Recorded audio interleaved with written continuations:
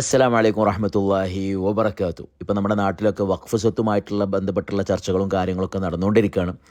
ഇന്ന് ഞാൻ കാണിക്കുന്നത് പരിശുദ്ധ മദീന മുനവ്വറയിലെ ഒരു വഖഫ് സ്വത്താണ്. ഇതിൻ്റെ പ്രത്യേകത എന്ന് പറയുന്നത് റസൂലുള്ളാഹി സ്വല്ലല്ലാഹു അലൈഹി വസല്ലമയുടെ കാലത്ത് വഖഫ് ചെയ്യുകയും ഇന്ന് വരെ നിലനിൽക്കുകയും വഖഫായി തന്നെ നിലനിൽക്കുകയും അതിൻ്റെ വരുമാനങ്ങൾ ഇന്നും പാവപ്പെട്ടവർക്ക് ലഭിക്കുകയും ചെയ്യുന്ന ഒരു വളരെ പ്രസിദ്ധമായ ഇസ്ലാമിലെ ഏറ്റവും വലിയ വഖഫുകളിൽ ഒന്നാണ് ഇന്ന് നമ്മൾ പരിചയപ്പെടാൻ പോകുന്നത്. അത് മറ്റൊന്നുമല്ല, ഒരു കിണറാണ്.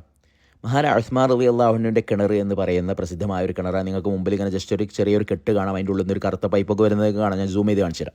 ഇതിൻ്റെ ചരിത്രം എന്ന് പറയുന്നത്, ഈ കിണർ ഒരു ജൂതൻ്റെ കിണറായിരുന്നു. റൂമ എന്ന് പറയുന്ന ഒരു ജൂതൻ. അപ്പോൾ അയാളുടെ പ്രധാന വരുമാന മാർഗ്ഗം കൂടിയായിരുന്നു. കാരണം അന്ന് മദീനയിൽ നല്ല വെള്ളം കിട്ടാനില്ല, അപൂർവമായ ചില കിണറുകൾ, അതിൽപ്പെട്ട ഒരു കിണറാണിത്. അപ്പോൾ ഇദ്ദേഹത്തിൻ്റെ വരുമാന മാർഗ്ഗം എന്ന് പറഞ്ഞാൽ ഈ വെള്ളം ആർക്കെങ്കിലും വേണമെങ്കിൽ പകരം അദ്ദേഹത്തിന് കാരക്കയോ ഗോതമ്പോ എന്തെങ്കിലും കൊടുക്കണം. അങ്ങനെയാണ് അദ്ദേഹം ആ വെള്ളം വിറ്റുകൊണ്ടാണ് ജീവിച്ചിരുന്നത്. പക്ഷേ റസൂലുള്ളാഹി സ്വല്ലല്ലാഹു അലൈഹി വസല്ലം നോക്കുമ്പോൾ മക്കയിൽ നിന്ന് വെറും കൈയോടെ മദീനയിലേക്ക് വന്ന മുഹാജിറുകളായ സഹാബത്തിനൊന്നും പകരം ഇദ്ദേഹത്തിന് എന്തെങ്കിലും